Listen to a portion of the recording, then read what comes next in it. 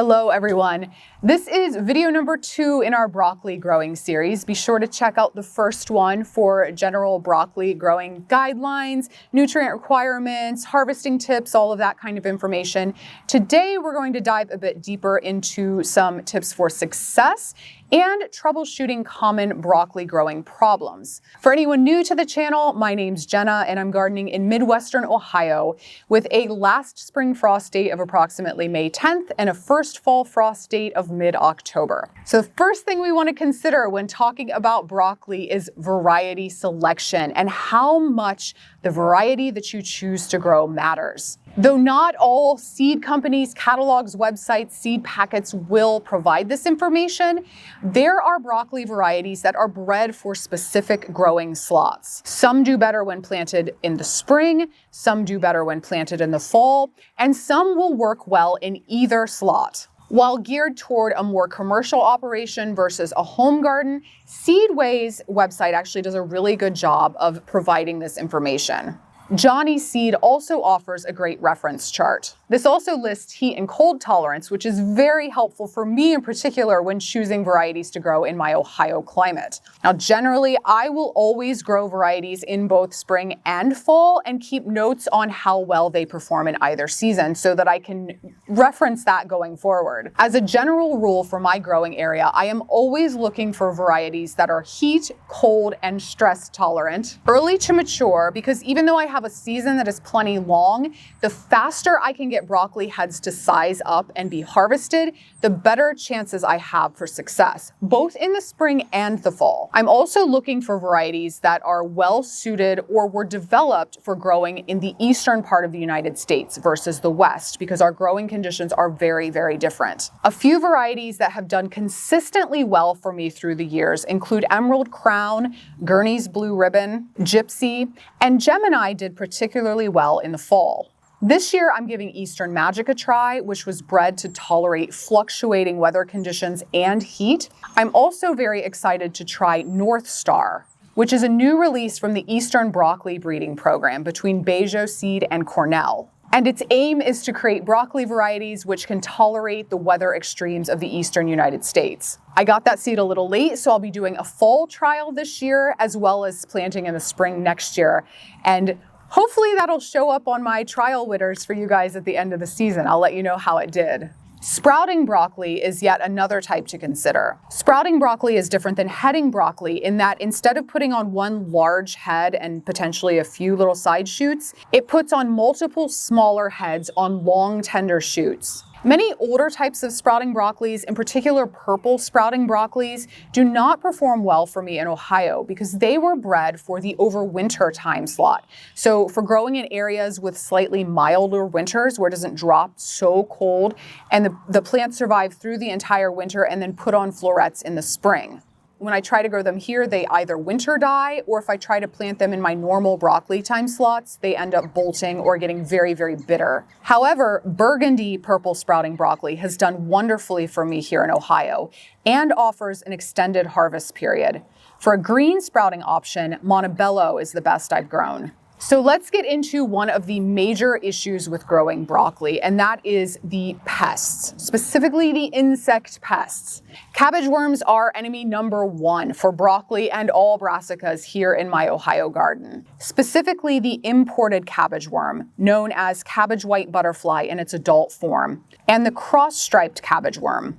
Thankfully, as I mentioned in the last video, covering my plants with insect netting is 100% effective in stopping cabbage worms because the adult butterflies and moths can't get to the plants as long as there are no holes and the netting is pinned securely into the ground. I put insect netting over my seedlings the day I plant them out, and I don't remove the netting till the plants are almost ready for harvest. In the event that I don't get my plants netted in time, hand picking is effective, but BT is typically my next go-to option. BT, I'm going to pop the name up here on the screen because I will pronounce it wrong. It's Bacillus thuringiensis or something to that effect, is extremely effective. BT is a bacterium that's actually native to many soils around the world. It's regarded as environmentally safe and has little to no effect on non-target species. It does target all caterpillars of the Lepidoptera order, so be careful to only get the spray on your brassicas. Both netting and BT will also help to protect plants from other broccoli-munching caterpillars, including cabbage loopers, cabbage webworms, and diamondback moth caterpillars. Be sure to also encourage the presence of the cabbageworm's natural predators in your garden. Parasitic wasps, which prey on the caterpillars, love the small blooms of things like dill and cilantro, so plant plenty of those. Some birds and amphibians will eat the caterpillars, and generalist predators, including this paper wasp, will happily turn them into a snack. The other common pests that I deal with on my broccoli are slugs, especially if we're having a particularly wet spring or fall. Typically, they're not a huge problem, so I end up just hand-picking or dusting my plants and the surrounding area with diatomaceous earth. Beer traps have not been effective to me, though many folks swear by them. Alternately, filling shallow saucers with a mix of water, baker's yeast, and sugar may draw them in. I've also tried the Omri-approved iron phosphate-based slug bait called Sluggo with relatively inconclusive results. Another option is to try copper tape around your plants, something that I have not yet tried. Also, while I strongly encourage using natural mulches around broccoli for various reasons and all other plants, if slugs are a major problem for you, you may want to hold off on laying down mulch until the weather warms and dries a bit to discourage slug activity around your plants. There are a few other relatively common pests of broccoli that I'm going to mention. I've not dealt with these much in my own garden, but wanted to throw these out there just in case you're seeing them on your plants. First is Crucifer flea beetle. While I don't have issues with flea beetles on my broccoli, they do love my mustard. So mustard will work really, really well as a trap crop to essentially lure the beetles away from your brassicas to the mustard. Insect netting can also help deter them, but thanks to their teeny tiny size, any little hole or gap in the netting allows your plants to be susceptible. Now, a slightly different type of flea beetle, but I do have big time issues with flea beetles on my eggplants in the summer. And with those, I found that regular dustings of diatomaceous earth or keeping the plants coated with surround kale and clay has been very, very effective. So this should work on the brassicas like broccoli as well. Harlequin bugs are another pest of broccoli. This is something that I had never seen in my garden until I found them all over my collards a couple of falls ago. I have yet to find them on my broccoli, but I suspect that's simply because my broccoli was covered with insect netting and my collards were not. In addition to using netting to deter them, Harlequin bugs are easy to hand pick and destroy thanks to their showy colors. Cleaning up garden debris and ensuring the garden is free of any weeds in the brassica family can also deter them. Or, like with the flea beetles, you can plant a trap crop of mustard to lure them away from your broccoli. Cutworms are a pest that can be a menace to seedlings in particular, especially in the spring. If you come out to the garden to a seedling that was previously perfectly healthy and find that it looks like it's been snipped off at the base, you're seeing the work of the cutworm. Again, insect netting can help prevent them. Collars made of aluminum foil or cardboard and placed around the base of plants can help protect young seedlings. And diatomaceous earth and BT will also both work on cutworms. The trick with cutworms, though, is that you kind of have to do a preemptive strike. Once they found your seedlings, it's too late. So if cutworms have historically been a problem in your garden, I suggest using one or more of these methods before you start to see them to head off any damage that they might do. Cabbage aphids are yet another broccoli pest, and for a small infestation, you can simply knock them off your plants using the spray of a garden hose. It's always a good idea also to encourage the aphids' natural predators, which include lady beetles, predatory midges, and green lacewing larvae. While I've not had them on my broccoli, I did have a terrible infestation on my Brussels sprouts one year. In my experience, the insect netting won't stop the aphids, they're just too small. But neem oil, insecticidal soaps, and diatomaceous earth can be effective against larger infestations. And even though these are all organic solutions, they are broad spectrum, meaning that they can harm non-target species as well. So just be very, very careful with application. And a final common broccoli pest in this region is the cabbage root maggot.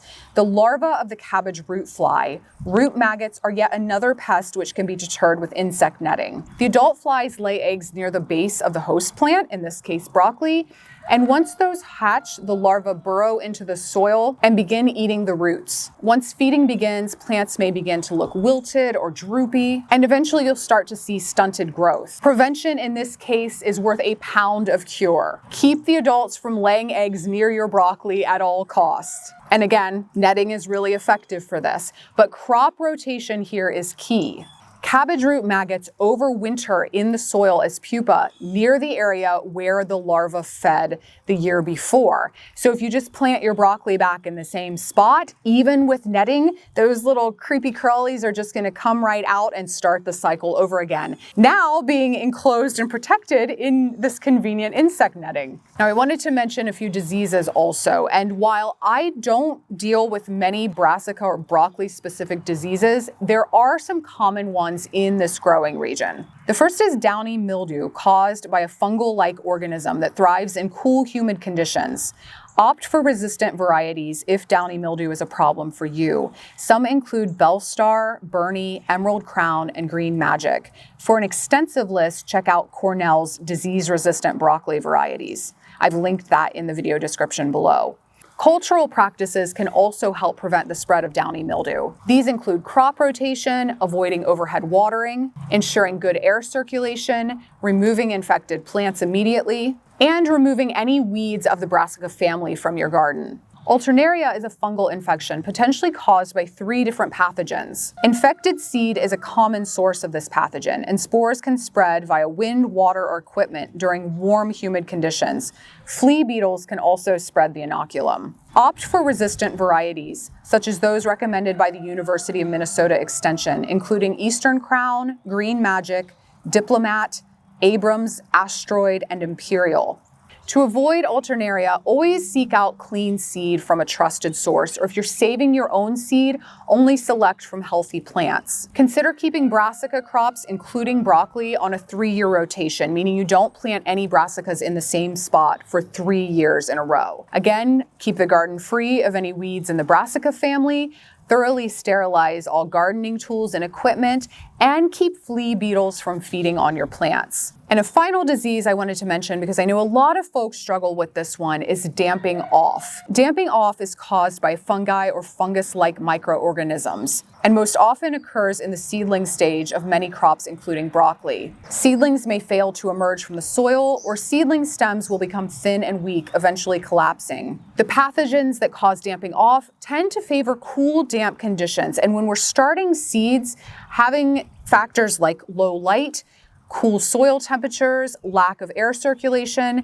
over-fertilization, and over-watering can all contribute to damping off. Cleaning and sterilizing all equipment, using a sterile seed starting mix, ensuring soil is warm, 70 degrees is usually a safe bet, using a fan on our seedlings, and providing adequate light will all help avoid the situation of damping off. There are also a few other common broccoli diseases. I didn't want to spend all video on this topic or make everyone afraid that to even plant broccoli because there's going to be all these issues, because there's really not.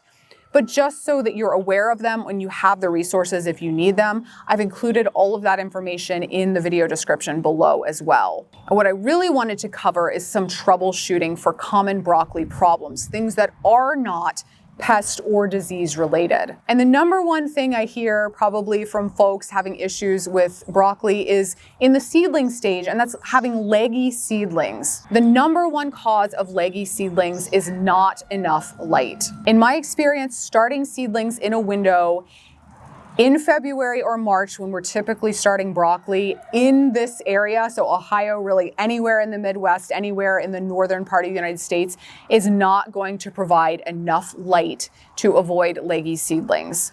I have had good luck creating little reflective window boxes for providing seedlings with more light, but I'm not even sure that in February, when I'm starting broccoli, that is going to be enough.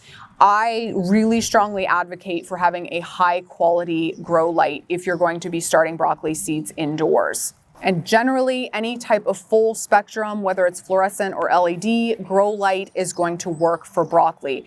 Also be sure that you're keeping it the appropriate distance from the top of your seedlings, as typically with a fluorescent light, we're going to keep it much closer. Sometimes with the stronger LED lights, they don't need to be as close. Another thing, as I mentioned in the prior video, keeping a fan on your seedlings, or at the very minimum, running your hands over them several times a day, will help to strengthen and build up those stems. Leggy seedlings may also be able to be up-potted with the stems slightly buried to encourage new root growth along the stem. Full disclosure, I've not personally done this, but found the results shown on a video by Expedition Homestead pretty compelling, and I've linked that video in the description below.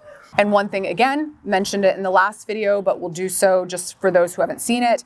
If starting indoors is not an option for you, I'm not a big fan of direct sowing in this area, but what I have found is that winter sowing works really well for broccoli. The harvests are typically later, but I end up with really nice, robust, healthy seedlings and typically have a good harvest. Now, nutrient deficiencies are a relatively common problem with growing broccoli as well, and this is because it tends to be a heavy feeder. Yara Plant Nutrition actually has a fantastic guide, one of the best I've seen on identifying nutrient deficiencies in broccoli, and I will link that in the video description below, and shows really clearly how all of the macro and micronutrients play an important role in the health of this crop. In particular, though, nitrogen, too much or too little can cause problems. Too much nitrogen, as with so many crops, can lead to a lot of excess, sometimes weak foliar growth at the expense of putting on decent heads.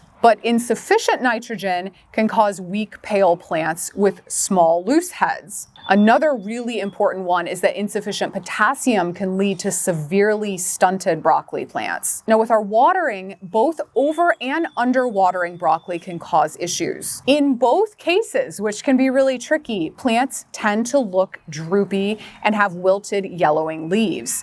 Sometimes folks will think, oh my gosh, my plant is so droopy, it looks so terrible, I must not be watering it enough, and go out and keep watering it. And essentially what's happening is your plant is drowning. When the soil is oversaturated with water, the plant roots are going to struggle with nutrient uptake just as they would if the soil is too dry. Broccoli requires about 1 to 2 inches of water per week. And I've found that after the seedlings get established, they do much better with deeper, less frequent waterings than they do with shallow, infrequent waterings. Mulching the soil around the plants will also help keep that soil moisture more consistent and keep soil temperatures cool.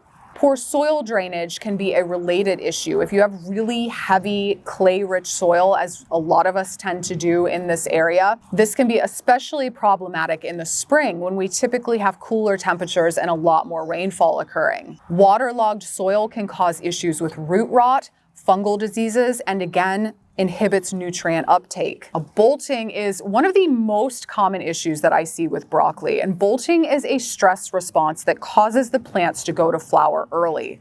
Heat stress is the most common cause of bolting and can occur when temperatures rise and stay above about 75 to 80 degrees Fahrenheit. The longer day lengths as we move towards summer can also trigger a bolting response, as well as other environmental stressors such as lack of water, insect or animal damage, or disease. Nutrient imbalances, such as an excess of nitrogen, can cause premature bolting as well. Now again, this is why, especially if you watch that first video, why I put so much importance on keeping these plants relatively stress-free while they're getting established. Because if I've got their water, their nutrients, their temperatures, all of that on point, I'm going to have a much lower occurrence of bolting. Now, sometimes about the time that broccoli plants are heading up here in Ohio, early to mid-June, we'll just get really, really hot and dry. And I've had years where no matter what I do, my plants end up bolting. I've, extra water, shade cloth, the works.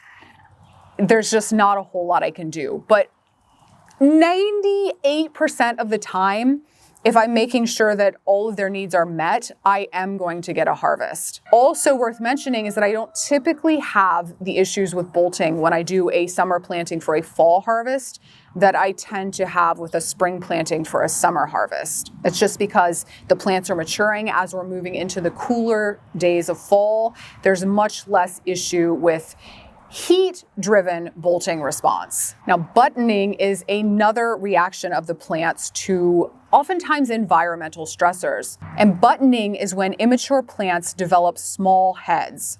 Now, buttoning can be caused to extended exposure to cold temperatures, which is why I've found that I typically don't even try to transplant out before about mid-April. In late March, even some years into early April, it's too cold, again, stressing those plants too much, and I tend to have issues with buttoning. Transplanting seedlings too soon or too late can also cause buttoning. This is something I commonly see as well, where if we start our seedlings too early, and they get too big before transplanting out in the garden, they will want to go immediately to buttoning rather than, taking time for the plants to get established and then putting on a nice full head. The same environmental stressors that can induce bolting can also cause buttoning. I've actually had broccoli plants button in response to being fed on by deer. Now, another thing you might see happening is that no heads form. This most often happens when the temperatures get too warm. Extended daytime temperatures over 85 and nighttime temperatures that stay above 75 may prompt broccoli plants to remain in their vegetative state rather than going to forming a head. Brown bead is a disorder caused when florets don't develop correctly. Then they die and turn brown. Brown bead can occur when temperatures are too high or nutrients are imbalanced. Now, I've had brown bead occur on plants, and generally, it's just a little smattering of a few of these brown beads here and there on the full head. I find that these can be harvested and eaten, and they're just fine. If you see it start to happen, you probably want to get those harvested right away before the problem becomes worse. And a final issue can be purpling in broccoli. Some of this can be simply that certain varieties of broccoli have higher anthocyanin contents than others, and you'll start to see a purple tinge to the foliage or the heads. This is really completely harmless. Broccoli can also purple due to cold temperatures or sudden temperature swings. Nutrient deficiencies, in particular a phosphorus deficiency, can cause purpling as well. But in all of these cases, the broccoli can still be eaten. It's completely fine. So hopefully I have every issue that anyone has ever seen with their broccoli covered in this video. If not, and I realize that's highly unlikely, if I didn't cover your issue, if you still have questions, as always, drop a line in the comments below and let me know. I will try to help figure out whatever kind of issue you're having growing your broccoli plants, because I really would love to see everyone have success with this crop. And if you found today's video helpful, please consider subscribing to my channel, Growfully with Jenna. Thanks for watching, and I'll see you next time.